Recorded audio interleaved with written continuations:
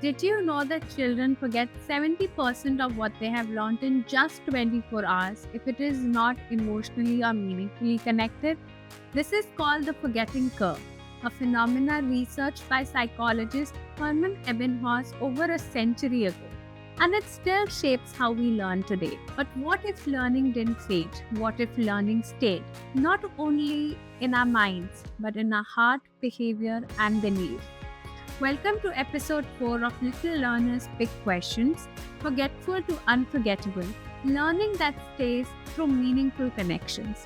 Today, I'll be sharing stories, strategies, and connections that truly matter in making learning unforgettable.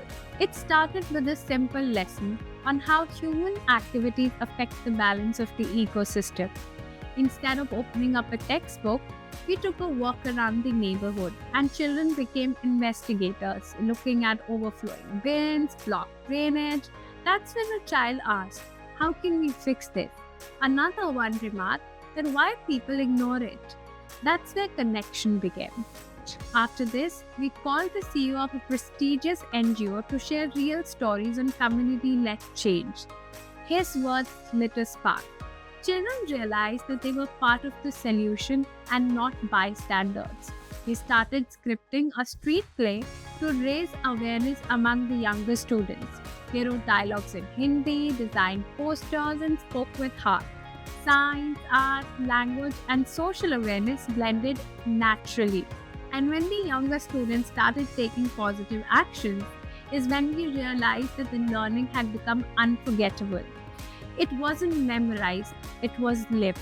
So, how do we make learning like this? Sticky, sustainable, and soulful? Here's a roadmap that you can use as a teacher or a parent. First, make it matter. Root lesson in child's life and curiosity. Second, bring the world in through community experts, voices, and experiences. Third, empower action. Let the children create, perform, or problem solve. What? Make the thinking visible. Encourage mapping, reflection writing, and journaling. Fifth, integrate and connect. Blend the subjects naturally for an authentic learning experience and understanding. Sixth, reflect and refine. Create feedback loops that nurture growth. And seventh, most importantly, celebrate the impact. Recognize the curiosity, courage, and contribution. Now let's make this real for teachers. Actionable strategies straight from the classroom that make the learning stick. First one, start with relevance. Begin your lessons with real-world work, like asking the children to plan the budget for a class event in math, or letting them explore the waste produced during recess in science. Second is encourage inquiry. Instead of asking, "Do you understand?" ask, "What do you wonder about this?" Research says that curiosity doubles engagement and retention. Third, use visible thinking routines like see, think, wonder, think, pair, share, and compass routines for surfacing deep thinking. There are many more available from Project Zero by Harvard Graduate School of Education that you can explore and use. Fourth, interdisciplinary learning. Blend subjects naturally, like using storytelling to introduce a science concept and then asking the children to design a poster. This will create an emotional connection with the concept, which increases cognitive retention. Fifth, real voices. Bring in experts, parents, or digital pen pals from other communities for authentic learning experiences. Sixth, feedback as dialogue. Use formative feedback loops where you're asking questions like, "What have you learned about yourself as a learner today?" or "How comfortable you are with this concept?" And seventh, celebrate growth. Showcase journeys, not just results. Parents, you are your child's first teacher. And here's how you can bring unforgettable learning home. First, connect to real life. Ask reflective questions during chores, playtime, or work, like what makes the plants grow faster in sunlight, or asking them what they can do with the leftover water. Second, encourage creation over consumption. Let them record a podcast or document a nature walk or design a family newspaper. Third, Use real-life mentors. Call grandparents, neighbors, or local artisans over to share their skills and stories.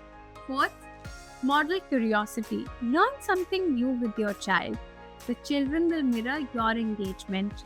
Fifth, reflect. Ask reflective questions after an experience like what did you like the most about it or what surprised you?